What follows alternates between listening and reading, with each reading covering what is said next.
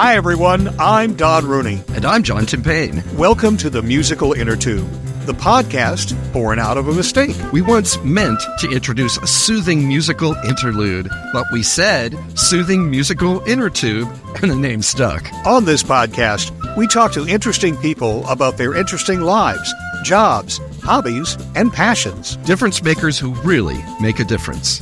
Greetings, listeners, and happy holidays. This is the time of year where you get together with friends and family and have a ball to celebrate, to be grateful, to observe the climax of the year and the passing of the year into a brand new one.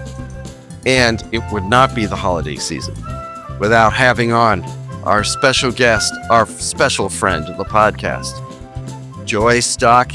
Welcome back, Joy. Thank you, guys. I'm thrilled to be here. Now, Joy's going to be talking to us, and we'll be talking back to Joy about cooking and ideas for holiday dishes, including dishes you can make yourself ahead of time or dishes you can make with family and friends as sort of a teamwork thing, and the stuff that she likes to make for the holidays. And one of the reasons we're having Joy on is because we love her holiday stuff. You've eaten it a lot, and so Joy, tell us what do you think about when you're starting to make your spread for a holiday gathering? What's on your mind? What are some of the things you really like to cook? Well, I very much like to prep vegetables ahead of time. I put on a podcast like the musical Innertube, something Yes, like indeed. that. Excellent product placement. That is what I'm talking about. Thank you. But I'm You serious. are such a professional. Thank you so much. And so one of the things I really do like to do by myself, like if you make Brussels sprouts, you know, I have to cut the ends of all of those, and you want to get all of the stuff done before the actual holiday because otherwise you're really screwed. And so I like to prep all my vegetables for roasted vegetables. You know, I don't know about you guys, but I really think ahead if I'm having a bunch of people, and we're casual. I will set a formal table, but because there's so many people, it's paper plates, guys. You know, we're a big Catholic family, and there's just too many people, and I love a beautifully set. So I'll get good plates. Listen, we got little kids, so you get silly Thanksgiving napkins. Good. Yeah. And you know, I really do think about the table setting. You know, we were just talking, I live out in the country. I just go scrounge. I mean, guys, you don't have to go buy fancy flowers. Any neighborhood you live in, you can clip things off people's bushes. No, I'm kidding. You can. I've been wanting to do that. But so when you talk about the overall prep, I will think very much ahead about having all the things I need. Like if you're going to do really beautiful china, have that ready. Have the silver. I will use real silver. I do not like using plastic. So I just don't like plastic utensils with my food. If you serve it to me, I will never, refuse a beautiful meal with plastic forks. But on a holiday, what I'm saying is a holiday, I will use good silver. And what I mean is not grandma's silver. I mean, the silverware from my drawer in the kitchen. Okay. Yeah. So, I really think it's important for everybody to do it what matters most. If there's a small group, say of 4, set a beautiful table with all your china. If you're a big family like me, and you guys may remember this, do you remember the lineup of ladies in the kitchen after dinner where one's washing, one's drying, one's putting away? Secretly, I loved it because I like to sit at the table and listen to everybody, but I don't want to be the one doing it. So, so that's really my prep, because the bird you prep the day ahead too, or even 2 days ahead. And you guys may have, your own, everybody's got their own version of cooking the bird, but you can season the bird 2 days ahead and, put a little butter and salt under the skin and keep it in the fridge, and you're ready to go. So as much prep as you can do. Now, if you're working full time and you can't prep, I'm going to really say there are amazing places now, many grocery markets, from my local one to Whole Foods, that'll make your whole dinner. And I don't think there's anything wrong with that. I have to say, if you're a busy mother or grandparents, or you're just a single person who's working full time and hosting 10 people, order it. It's great. And take credit for it. Hey, if it's good, take credit for it. If it's bad.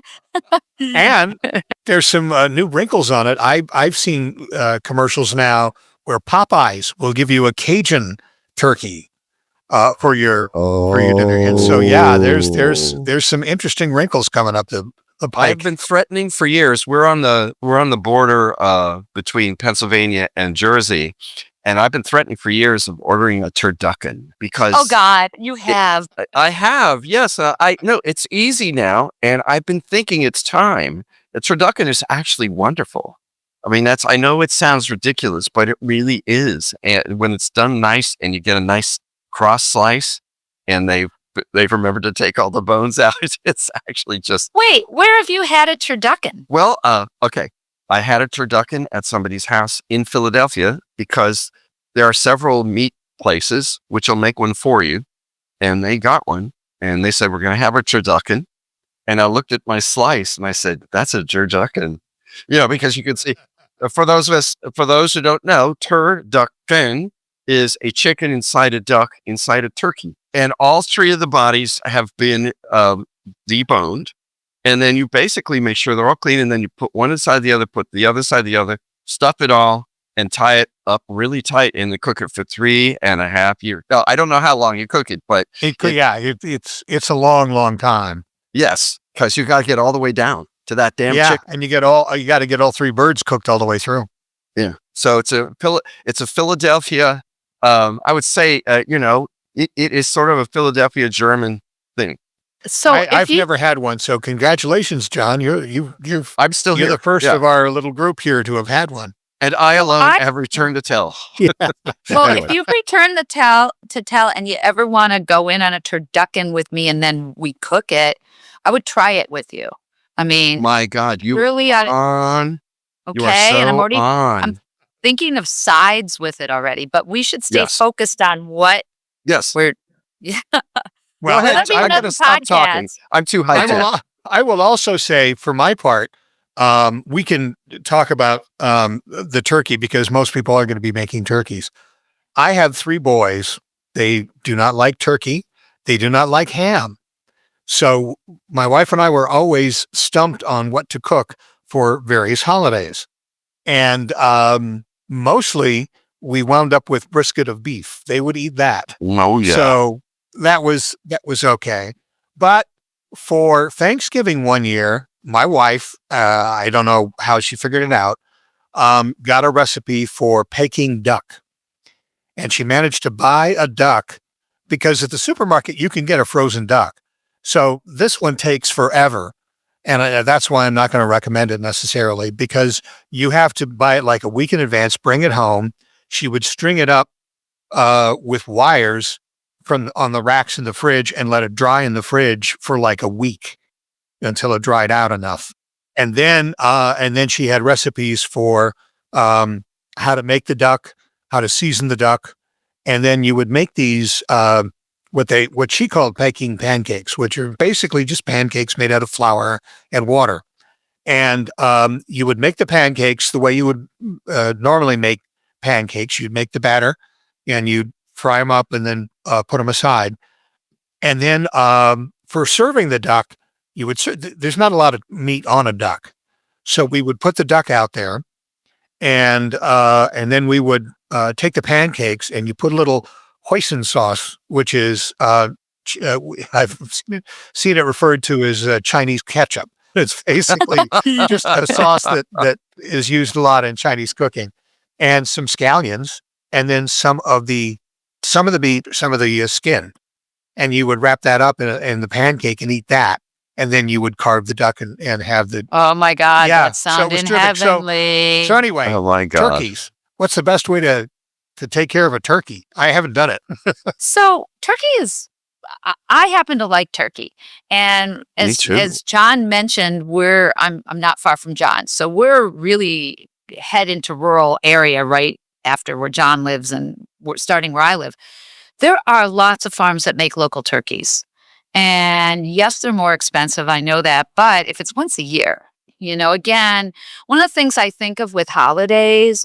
Many of us are on budgets, but for a holiday, if you spend a little extra on a turkey, I don't think that's something that's a personal choice, but I kind of recommend it. Put some of your pennies away and just do it, because a local turkey, I don't know what you get, John, are incredible.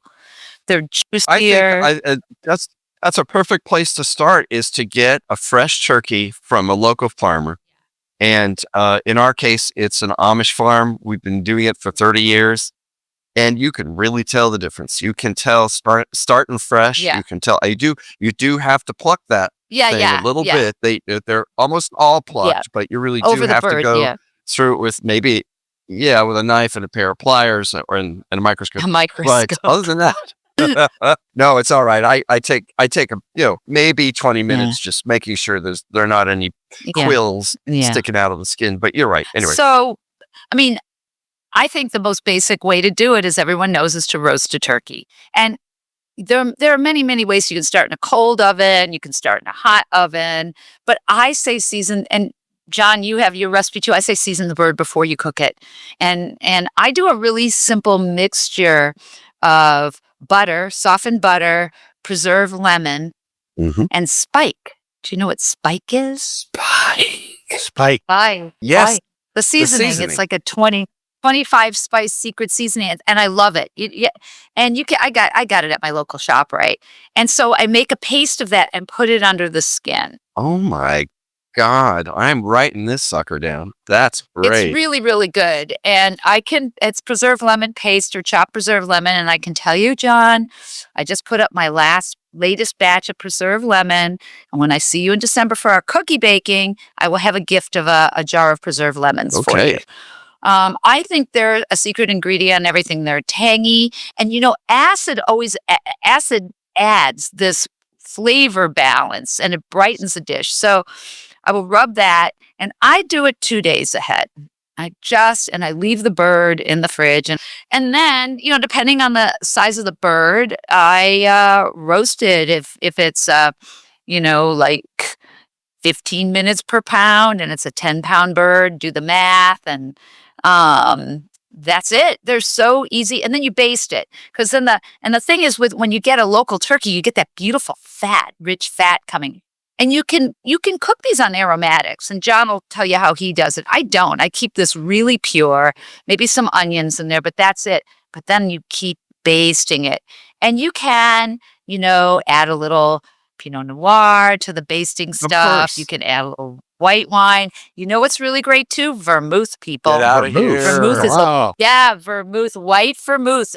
It's my secret ingredient, because honestly, you might not believe this about me, but I don't always have wine in the house, which I know is a shock, but I always have gin and vermouth. You have just So disillusioned me forever about you, Joy. I know, but if you want some gin, just come right over. Chicken This nut gin stirred. joint. Is that right?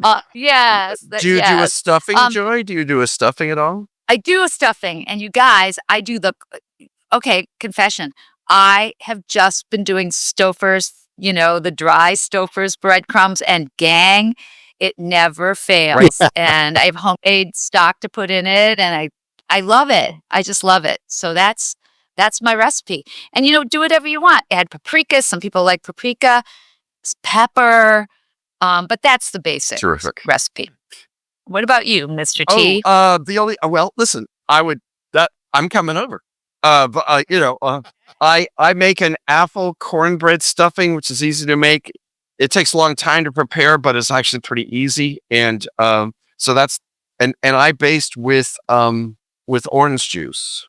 I start with I start with orange nice. juice, and then I stop adding the orange juice once the bird Yeah. starts making its own juices, and I baste it every Yeah.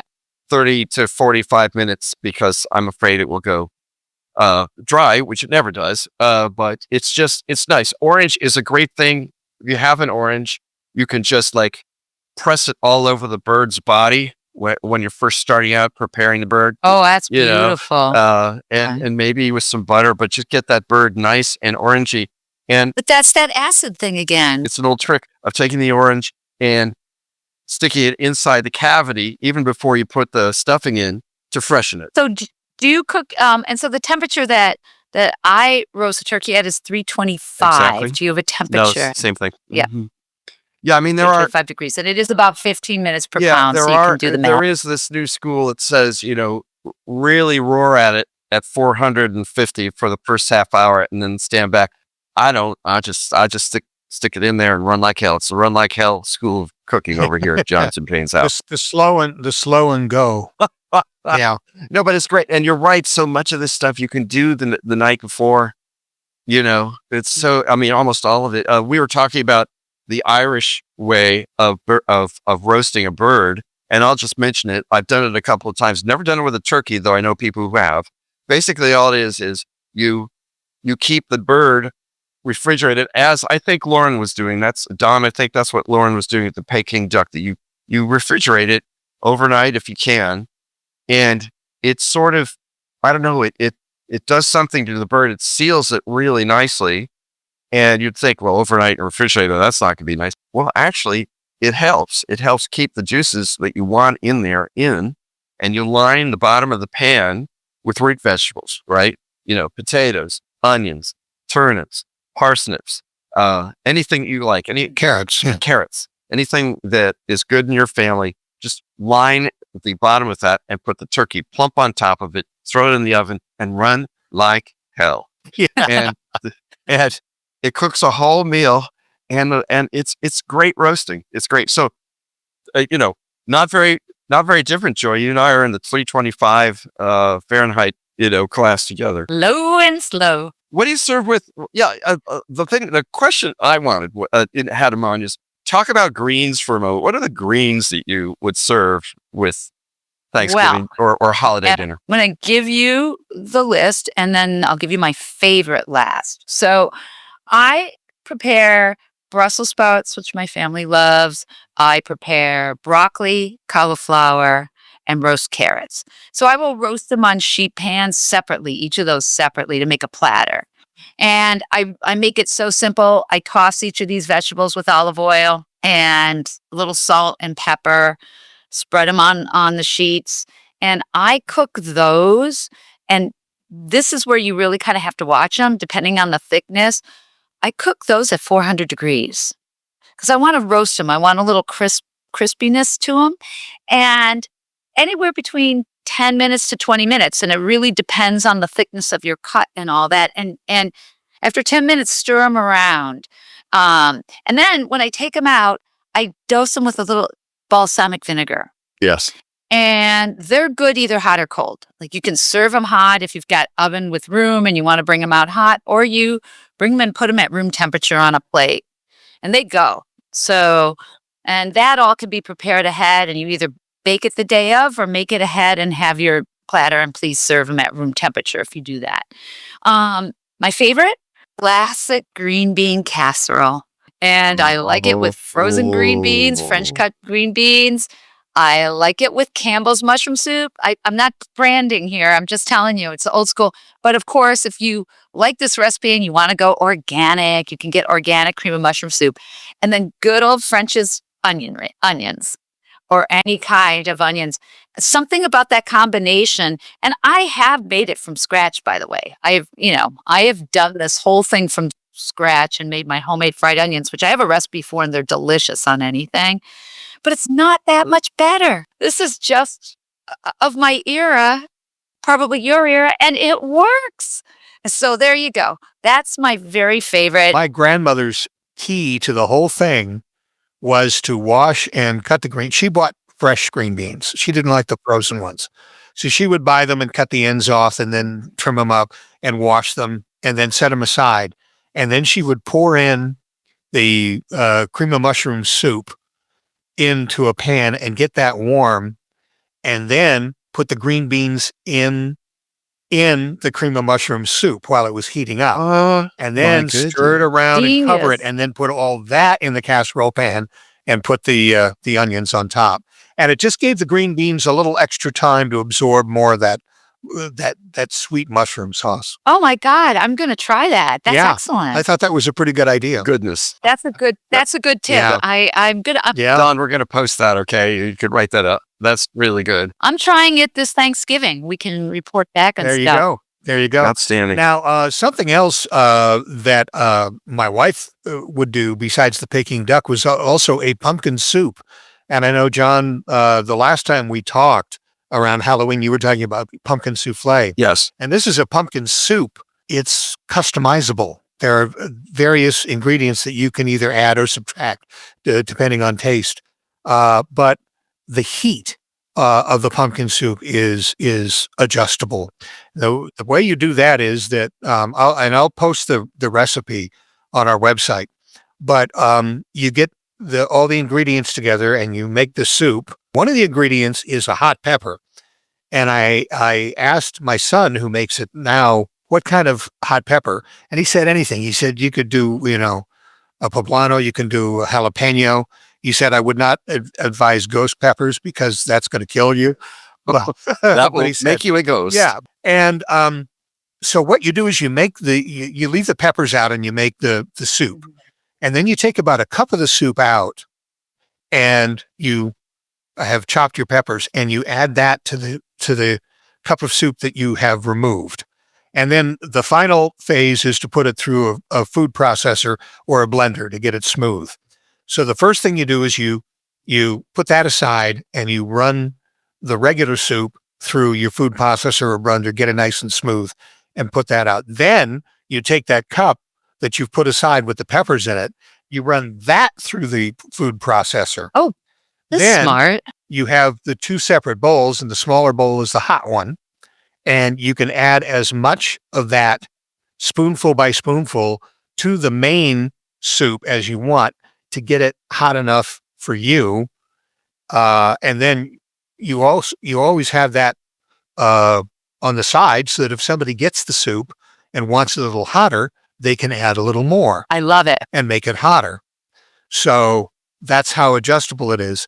And then you put a little shredded coconut on the top, and it's really good. So I have a question. How hot do you like it? Me? Uh-huh. I'm about a medium, but I raised children, and I don't know how I did this, but I raised children that love heat. For example, we went to visit my youngest son when he was in college, and he took us to a Thai restaurant, and they had a board, and they had all their stuff listed, all their dishes listed, and then they had a numerical line next to it. 1 was mild, 10 was really hot.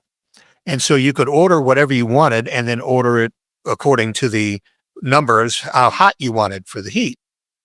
My son ordered a 10 and added extra on the side that he could dip. Wow. So my kids are like iron stomached. I am not there.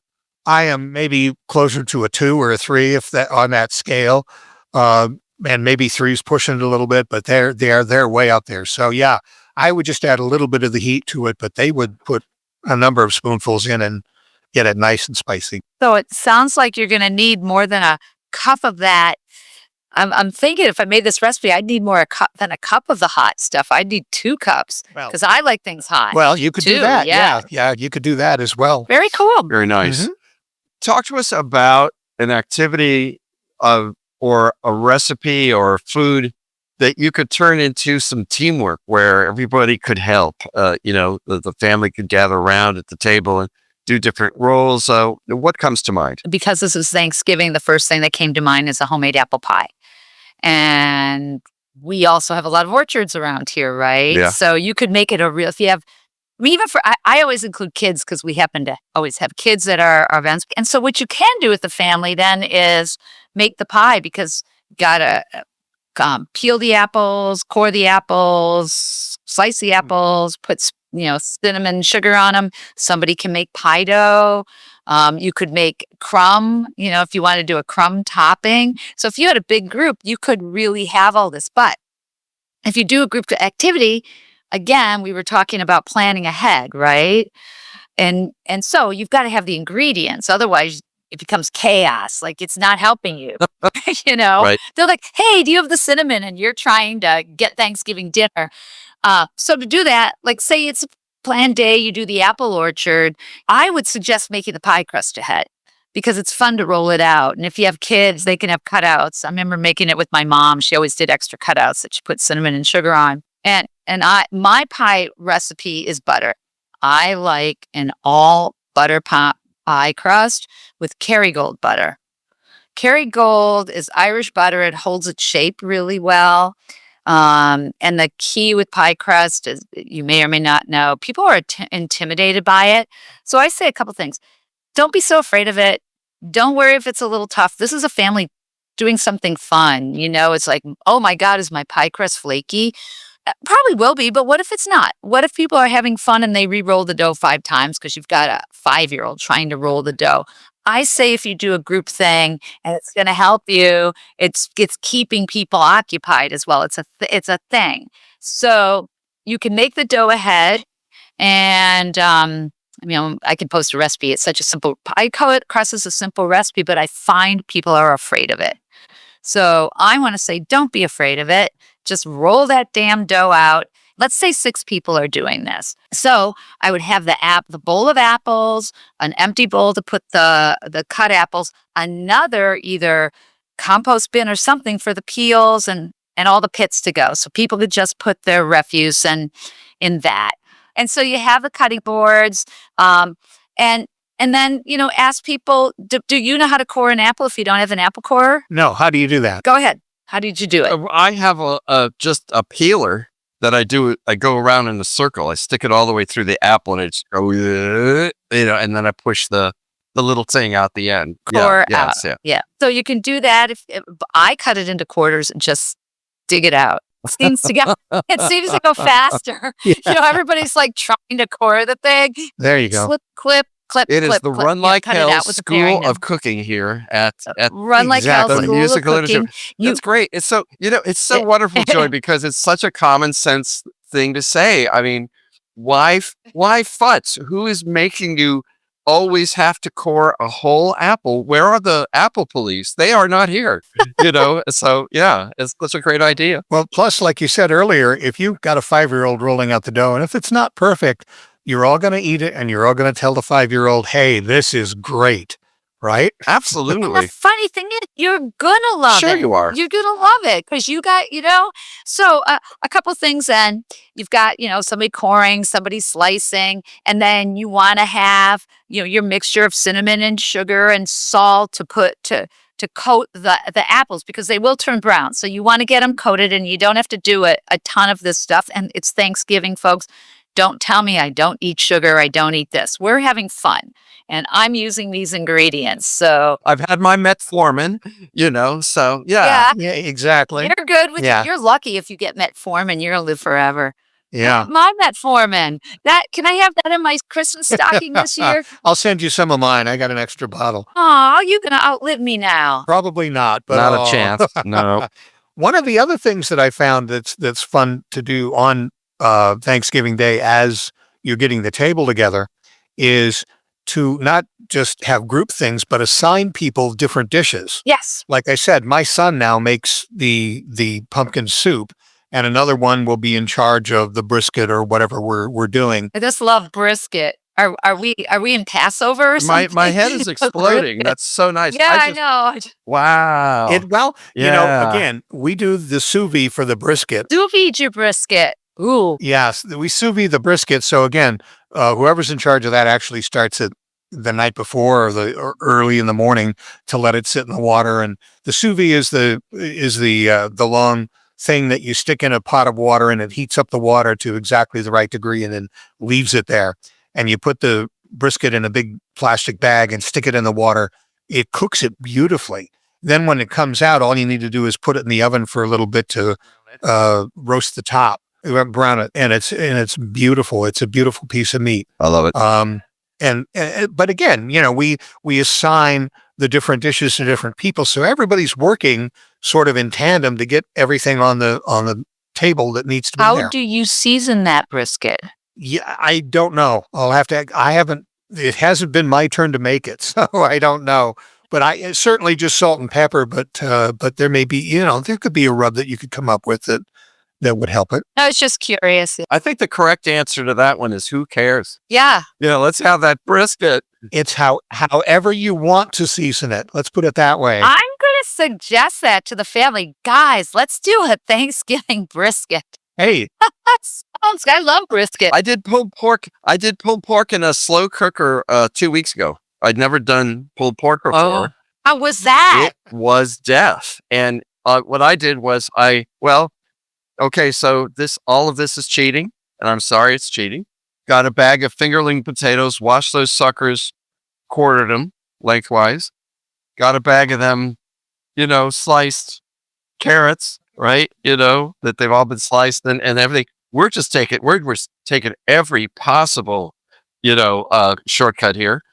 Then, it's the next thing is you stick that, you wash the roast off, the pork roast off, stick it in the slow cooker, arrange the vegetables around it, pour in about 2 cups, I guess, of maybe a cup and a half of stock. It could be vegetable, it could be chicken, it could be beef.